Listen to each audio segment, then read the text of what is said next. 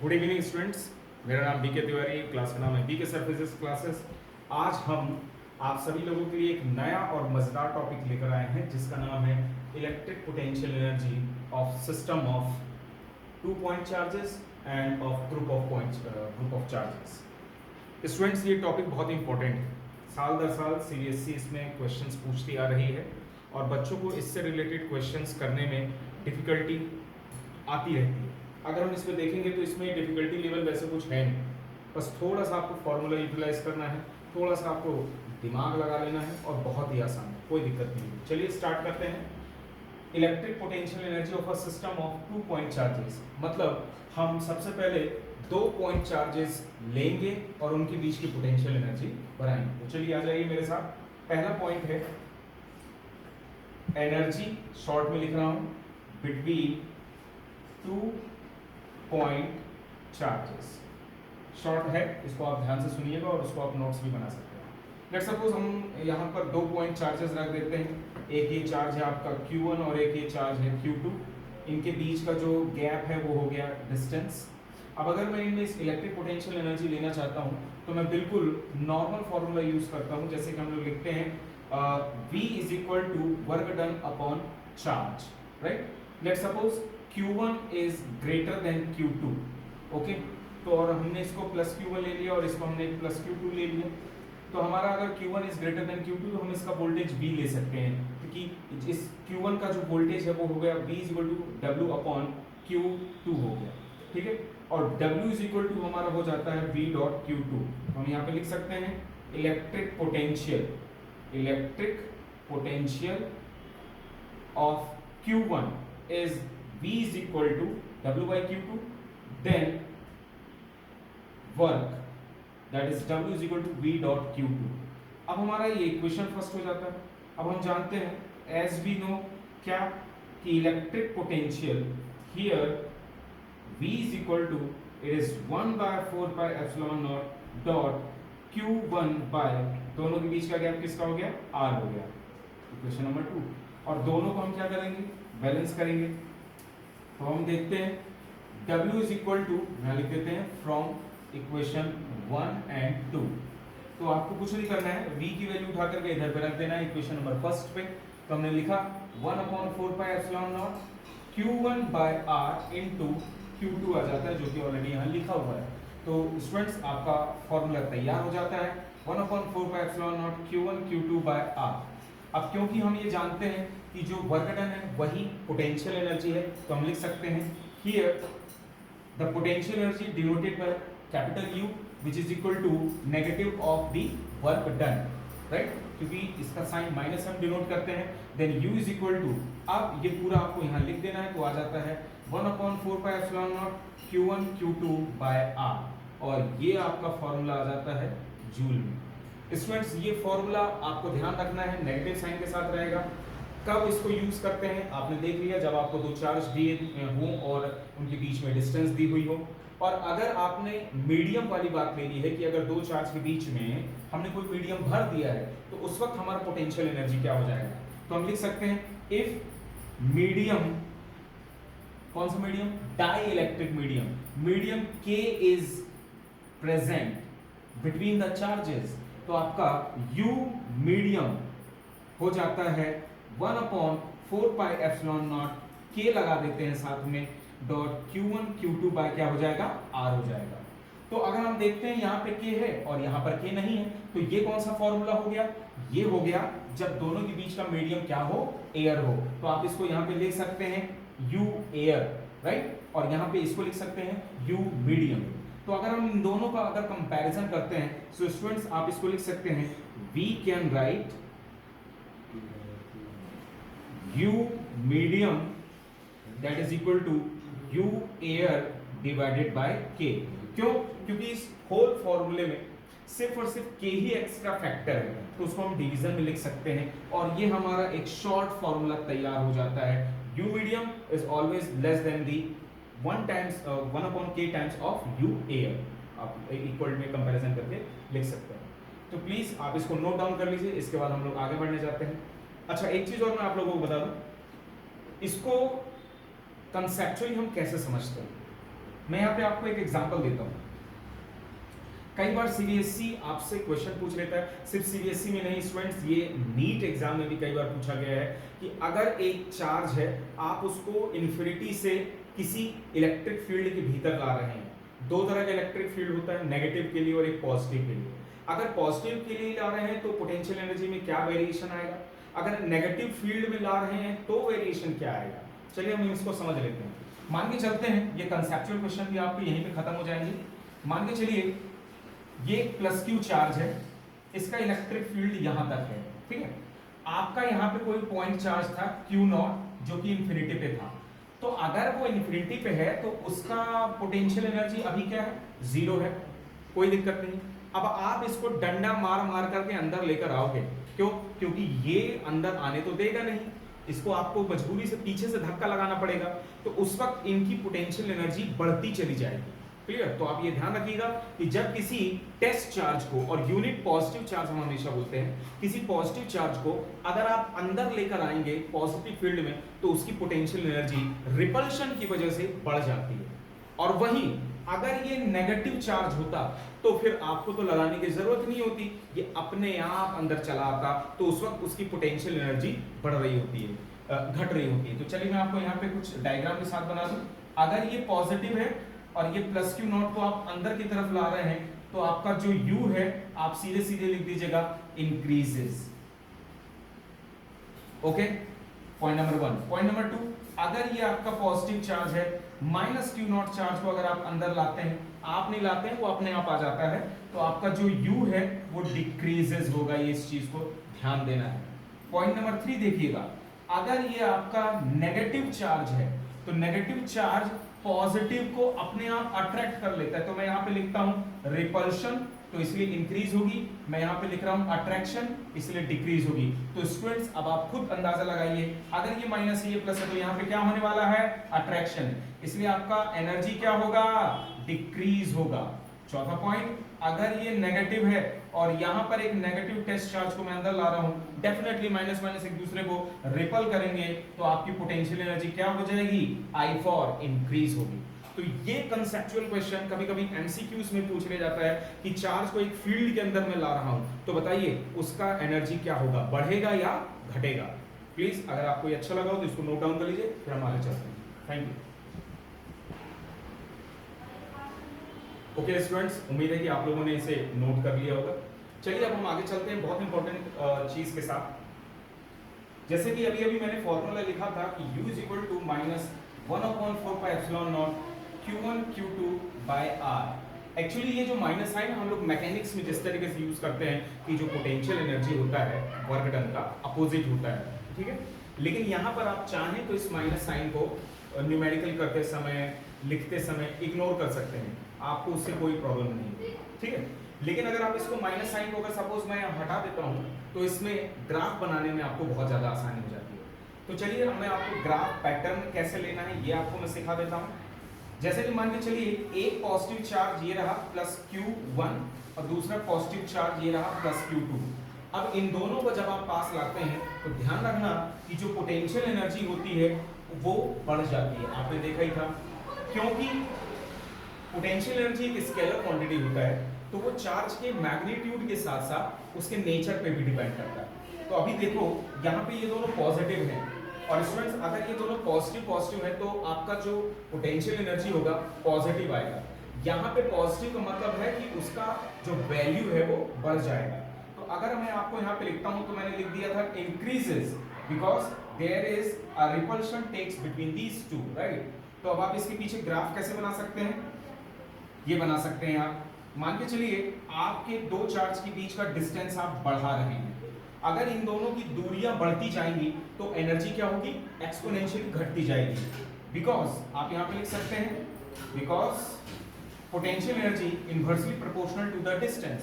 तो जैसे जैसे डिस्टेंस बढ़ेगा, मान के चलो पोटेंशियल एनर्जी शुरुआत में इतनी थी, तो फिर वो घटती चली जाएगी और जाकर के यहाँ पर लास्ट में कहीं जीरो भी हो सकती, वो इन्फिनिटी पर होगी। अब अगर मान के चलिए यही केस है, सेम फॉर अगर आपने दो नेगेटिव चार्ज ले लिए, ये माइनस Q1 और ये माइनस Q2, ठीक है।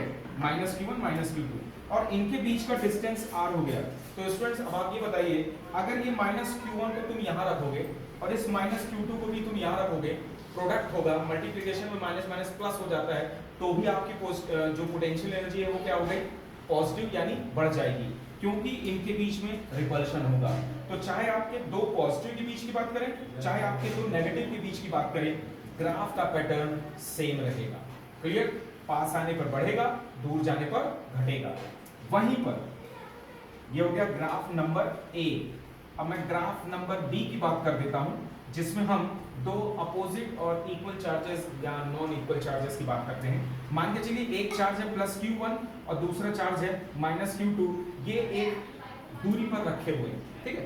अब अगर आप ये देखो कि इनके बीच की पोटेंशियल एनर्जी का नेचर क्या होगा, तो वो नेचर अगर आप देखते हैं तो Q1 और माइनस Q2 का अगर आप प्रोडक्ट करेंगे तो नेगेटिव आ जाएगा। क्या आ जाएगा? नेगेटिव, क्योंकि इनके बीच में अट्रैक्शन होगा और नेगेटिव साइन यहां पर शो करता है कि ये एनर्जी डिक्रीज हो रही है, राइट। यानी पास आने पर एनर्जी क्या होगी? डिक्रीज, दूर जाने पर एनर्जी क्या होगी? बढ़ेगी। तो चलिए मैं इसका ग्राफ बना देता हूं। तो इसका जो ग्राफ आएगा वो कैसा आएगा? आपको नंबर लाइन बनाते आता ही होगा। ये आपका जीरो हो गया, जैसे इसमें आपने इसको जीरो शो कर देते, क्योंकि ये पॉजिटिव था इसलिए जीरो से ऊपर आया। अब ये वाली एनर्जी नेगेटिव है, तो आप इसको जीरो से कहां लेकर जाएंगे? नीचे, नेगेटिव बनाने के लिए, ठीक है। और ये वाला जो एक्सिस है ये आप r को दे दीजिए कि डिस्टेंस हमारी बढ़ती जा रही है। जब ये पास में थे तो एनर्जी क्या थी? नेगेटिव में थी, और जैसे जैसे ये दूर होते जाएंगे तो एनर्जी क्या होती चली जाएगी? बढ़ती चली जाएगी, जीरो होती चली जाएगी। तो जैसे जैसे r बढ़ेगा तो ये ग्राफ इस तरह से चला जाएगा। तो ध्यान रखना है, दोनों के ग्राफ पैटर्न भी आपको आने चाहिए।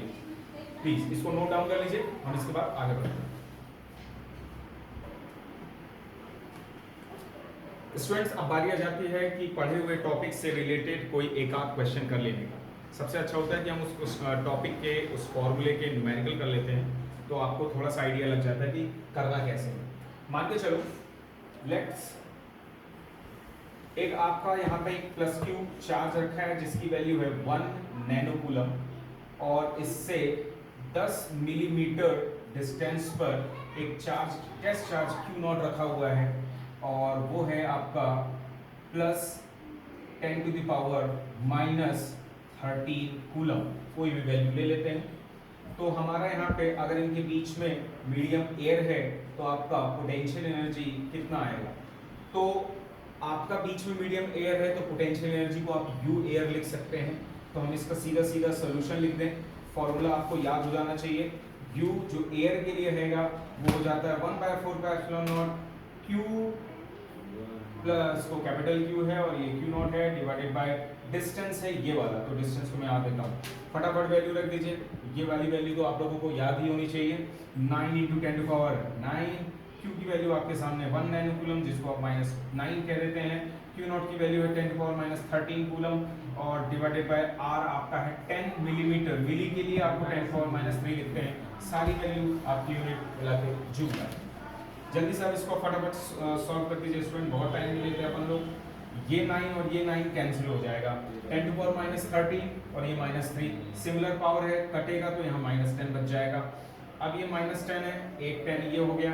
तो अब आप इस 10 को उठा करके ऊपर कर दीजिए, 9 1 9, तो आ जाएगा 10⁻11 जूल। ये आ गई हमारी पोटेंशियल एनर्जी। बिल्कुल बेहद सिंपल, कहीं कोई दिक्कत नहीं। अब इसी में अगर मैं क्वेश्चन को पूछ दूं, if dielectric K is equal to 6 is kept, अगर डाइलेक्ट्रिक K रखा गया है दोनों चार्ज के बीच में, तो वो आपका पोटेंशियल एनर्जी में क्या इफेक्ट डालेगा या आपकी पोटेंशियल एनर्जी कितनी हो जाएगी? तो आपको मैंने एक जनरल फॉर्मूला बता चुका था, U medium is equal to U air divided by K। आपने U एयर कैलकुलेट किया तो सीधा सीधा लिख दीजिए 9 × 10⁻11 डिवाइडेड बाय 6।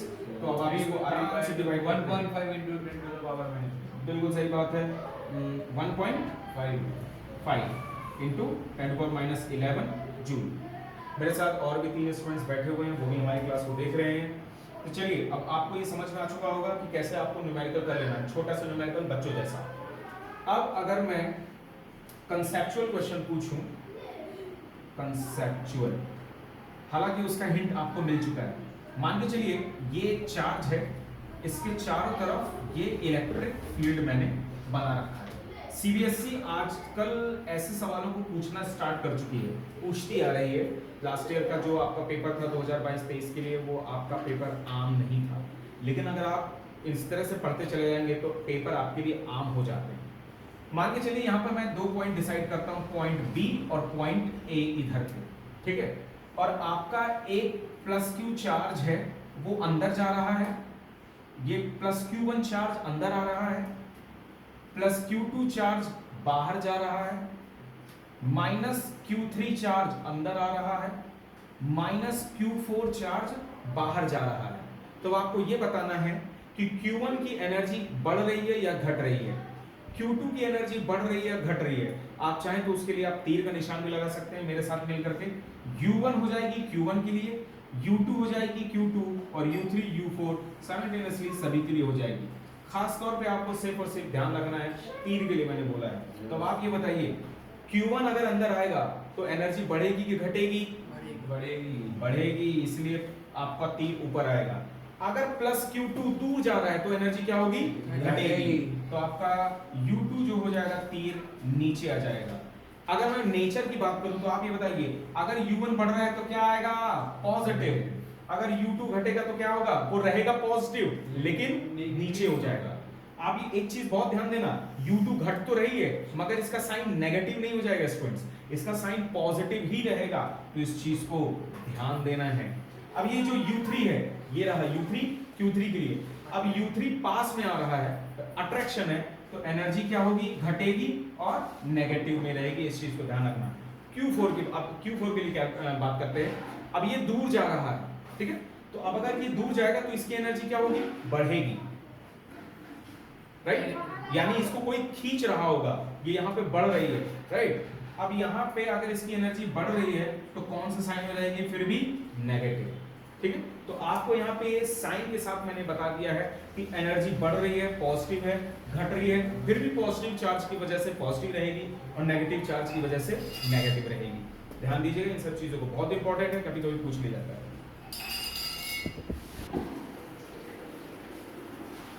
स्टूडेंट्स अब हम इसी में थोड़ा सा एक कदम और आगे बढ़ाते हैं और आपके सामने एक बेहतरीन टॉपिक फिर से लेकर आते हैं, electric potential due to multiple charges at one charge.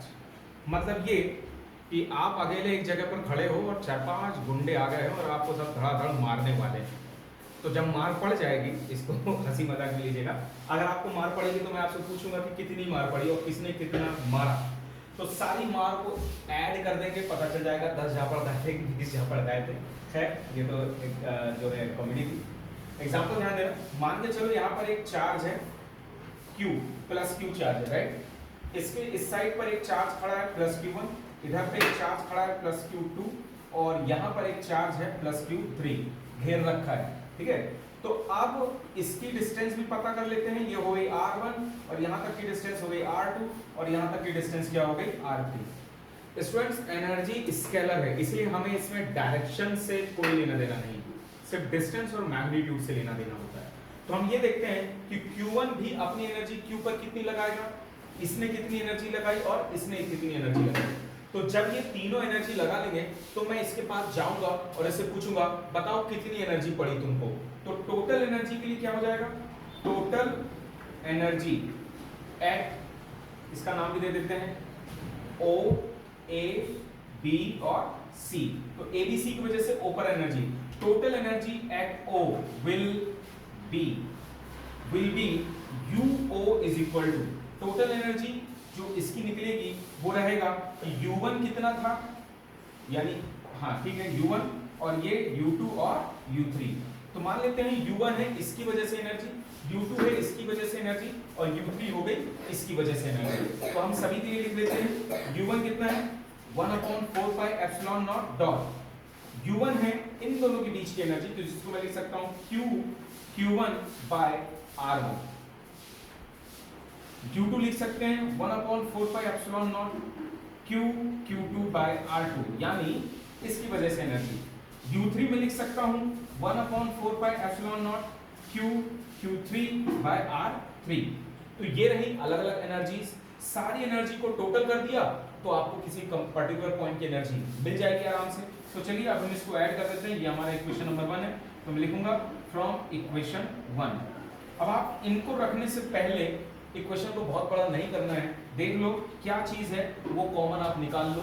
तो आप देख सकते हैं 1/4πε0 है, Q भी सभी में कॉमन है, निकाल दो। तो U0 निकला, Q डिवाइडेड बाय 4πε0 कॉमन आ गया, Q1/R1 लिखा प्लस Q2/R2 लिखा एंड प्लस Q3 क्या लिख लिया, R3 लिख लिया।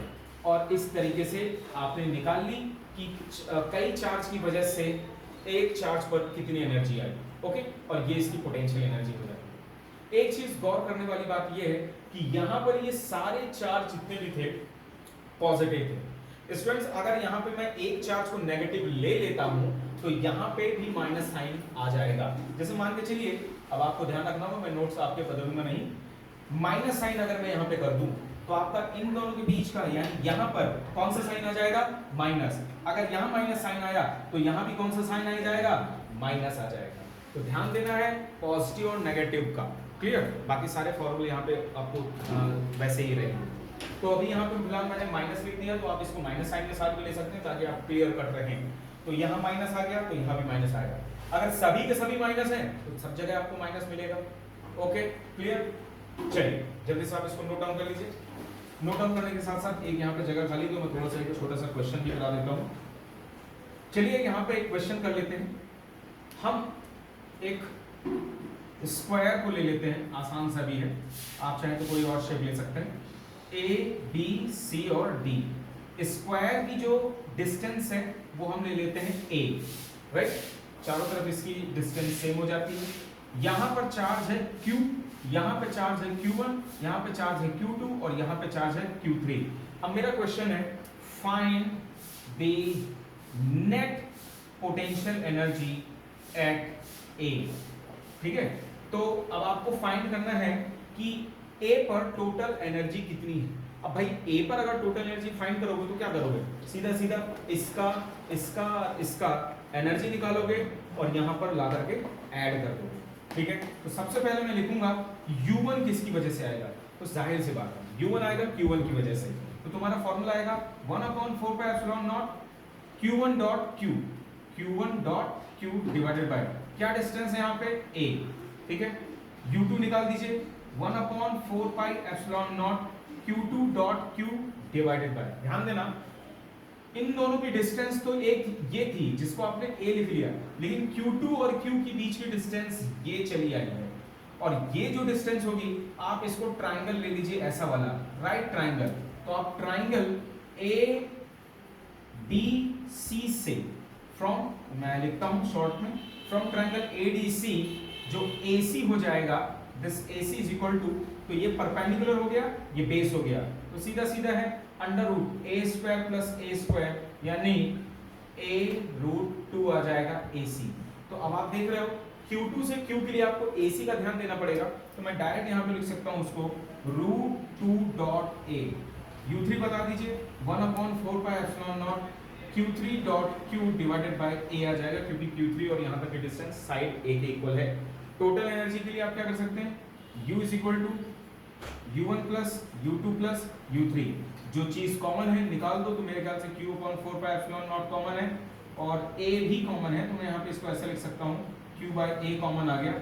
तो क्या क्या बचेगा, Q1 plus Q2/√2 plus Q3। तो ये आपकी टोटल एनर्जी आ जाएगी। अगर मैं इनकी न्यूमेरिक वैल्यू दे देता हूँ तो आप यहाँ पे पुट करेंगे और आपको आंसर मिल जाएगा। ध्यान रखना है साइन, प्लीज। स्टूडेंट्स अब हमारा लास्ट टॉपिक है आज का, इसी में electric potential of a system of charge. आपने पढ़ लिया था electric potential energy between 2 point charges, आपने पढ़ लिया है electric potential energy due to a system of charge at one charge, right. और ये वाला टॉपिक है कि किसी सिस्टम का खुद का एनर्जी कितना होगा, तो potential energy of a system of charge. तो चलिए हम इसमें स्टार्ट करते हैं डायग्राम के साथ। मान के चलते हैं हमारे पास एक ट्राइंगल है, आप जरूरी नहीं कि ट्राइंगल को लें, किसी और भी शेप को ले सकते हैं।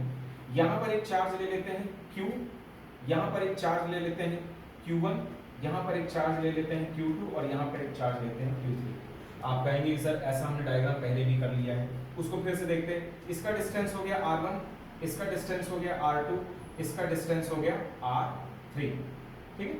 अब मैं बात करूं तो ये चारों मिलकर के एक सिस्टम बनाते हैं, ठीक है। इन दोनों के बीच का जो डिस्टेंस है उसको मैं लिख दूंगा r12, इन दोनों के बीच का डिस्टेंस मैं लिख दूंगा r23, राइट।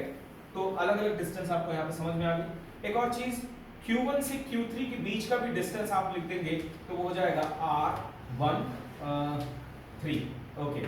तो अब यहाँ पे आपके पास बहुत सारे डिस्टेंस हो जाती हैं, Q1 Q की, Q2 Q की, Q3 Q की, Q1 Q2 की, Q2 Q3 की और Q1 और Q3 की। तो अगर हम बात करते हैं खुद की सिस्टम की, खुद की एनर्जी कितनी है, तो हमको हर चार्ज के बीच की डिस्टेंस को कैलकुलेट पहले ही कर लेना चाहिए। ये हमारा पहला स्टेप होना चाहिए। आप इसे ना भी लिखें, आप इसे बस दिमाग में रखें तो भी काम चल जाएगा। तो चलिए मैं यहाँ पे आप कैलकुलेट कर लेता हूँ। To find net potential energy of system of charge, तो स्टेप 1 है फाइंड द डिस्टेंस। सबसे पहले तो आप डिस्टेंस ढूंढ लो, क्योंकि ये तो आपका नॉर्मल सा डायग्राम है, कई बार कॉम्प्लिकेटेड डायग्राम हो जाते हैं तो वहां पे डिस्टेंस समझ में नहीं आता। आप भैया पहले डिस्टेंस देख लेना। अब मैं दूसरा यहाँ पे कैलकुलेट करूंगा, स्टेप नंबर 2, इलेक्ट्रिक पोटेंशियल हर चार्ज की हमको अलग अलग निकालनी पड़ती है। चलिए हम पहले कैलकुलेट करते हैं। Step number 2, find the potential energy of all charges. Her charge के लिए पोटेंशियल एनर्जी आप निकाल लीजिए। तो सबसे पहले हम देख लेते हैं कि एनर्जी क्यू पर कितनी पड़ रही है। तो हम निकालेंगे फर्स्ट ऑफ ऑल यहाँ पे फर्स्ट एनर्जी एट क्यू। तो एनर्जी एट क्यू को हम लिख देते हैं U, right. This is equal to, अब आपने इसको पहले कर चुका है कि अगर हम एनर्जी एट क्यू निकालेंगे तो फिर Q1 ने कितना डाला था, Q2 ने कितनी एनर्जी डाली थी और Q3 ने कितनी एनर्जी डाली थी। तो हम यहाँ लिख देंगे U1 plus U2 plus U3, clear. तो मैं इसको लिख दूंगा U इज इक्वल टू, अब U1 plus U2 plus U3 में हमारे पास आ चुका है 1/4 pi epsilon not Q Q1 by R1, 1/4 pi epsilon not Q Q2 by R2 और plus 1/4 pi epsilon not Q Q3 by R3। अब आपने ये already कर चुका है। अब इन सब में से जो चीज कॉमन है आप निकाल सकते हैं। तो मैं यहाँ पे कॉमन निकाल देता हूँ। This is U is equal to 1/4 pi epsilon not और सिर्फ Q निकलेगा क्योंकि अलग अलग डिस्टेंस मैंने लिए है। तो आ जाएगा Q1 by R1 plus Q2 by R2 plus Q3 by R3। ध्यान रखना है रूल एंड रेगुलेशन वैसे ही है जैसे पिछली बार थे, प्लस माइनस का भी आपको ध्यान रखना होगा। अब हम यहाँ निकाल लेते हैं ना एनर्जी ऑफ Q1। अभी तो आपने खाली Q की निकाली थी, अब Q1 की निकाली। तो भैया Q1 की निकालेंगे तो Q1 को इन दोनों से तो आपने लड़वा दिया है, Q1 और Q की एक ही एनर्जी निकलेगी जो कि आपने ये निकाल चुका है। एक चीज का बहुत ध्यान देना है, जब आप Q1 जैसे किसी पर्टिकुलर चार्ज का अगर आप एनर्जी निकालेंगे तो आपने ऑलरेडी इनकी एनर्जी दोनों की यहाँ पर निकाल चुके हैं, दोबारा नहीं लिखेंगे। ये सीधा है, रूल है, ध्यान रखना है। तो Q1 का बचा हुआ काम, इन दोनों की तो मारपीट हो गई। अब Q1 को मारने आएगा Q2 और Q3, तो Q1 और Q2 को निकाल देते हैं। तो जो U1 आएगा that is equal to U2 plus कितना हो जाएगा U3। हम इसको अगर ऐसे लिखेंगे तो भी आपको समस्या हो जाती है, तो हम लिख सकते हैं Q1 और Q2 के बीच का तो वो हो जाएगा 1 2, Q1 और Q3 के बीच का वो हो जाएगा U13, राइट। तो U1 इक्वल टू U12 निकाल दीजिए 1/4 pi epsilon not Q1 Q2 divided by, यानी Q1 और Q2 के बीच का डिस्टेंस भी आपको देख लेना है, तो वो हो जाता है R12 प्लस U13 यानी Q1 और Q3 के बीच की एनर्जी आपको निकालनी है, तो 1/4 पाई एप्सिलॉन नॉट Q1 और Q3 साथ ही देख लो, उन दोनों के बीच का डिस्टेंस को मैंने यहाँ पे R13 से डिनोट किया हुआ है। आप उसको यहाँ पर इस तरीके से लिख सकते हैं। ये तो हो गई Q1 की। अब आप आ जाइए एनर्जी ऑफ Q2। तो एनर्जी ऑफ Q2 को देखना है, वही रूल। तो जब Q2 पे उंगली रखो तो पहले तो ये देखो कि Q2 को कितनों ने लताड़ दिया है। तो भैया Q2 और Q की लड़ाई हो चुकी है, कोई जरूरत नहीं छूने की। Q2 और Q1 लड़ चुके हैं, छोड़ दो। अब बारी है Q2 और Q3 की, तो सीधी सीधी आपकी ये जो U2 एनर्जी आएगी वो आएगी U2 और 3 के लिए। ध्यान रखना इस चीज को। तो आपके आ जाएगा 1/4πε0 Q2 Q2 और Q3, तो हम यहाँ पे लिखेंगे Q2 Q3 डिवाइडेड बाय आपका क्या आ जाएगा R23 is the distance, R2 और 3। तो इस तरीके से आपकी ये सारी एनर्जीज आ चुकी हैं। अब आपका ये रहा इक्वेशन नंबर 1, ये रहा इक्वेशन नंबर 2 और ये रहा इक्वेशन नंबर 3 ना। अब बात आ जाती है टोटल एनर्जी की। टोटल एनर्जी, तो जो टोटल एनर्जी है उसके लिए आप U डैश लिख देना, U लिखना, U1 लिखना, U2 लिख देना। U डैश में ये उठा करके पूरा पूरा यहां लिखना है, ध्यान रखना है।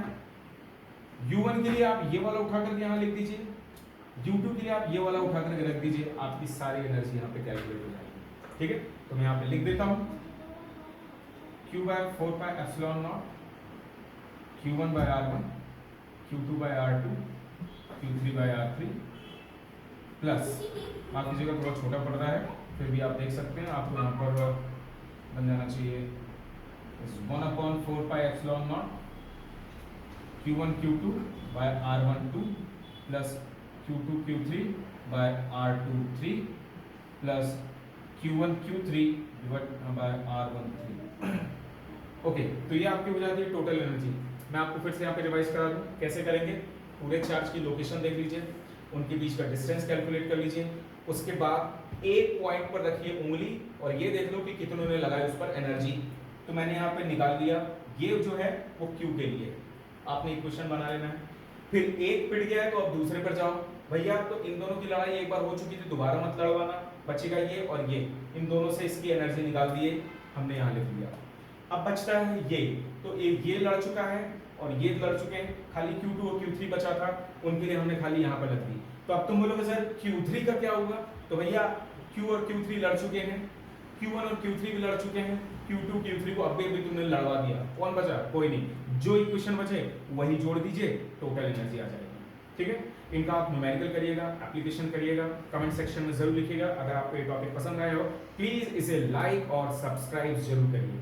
ऐसे वीडियो हम बनाते रहेंगे और आपको भेजते रहेंगे। Thank you.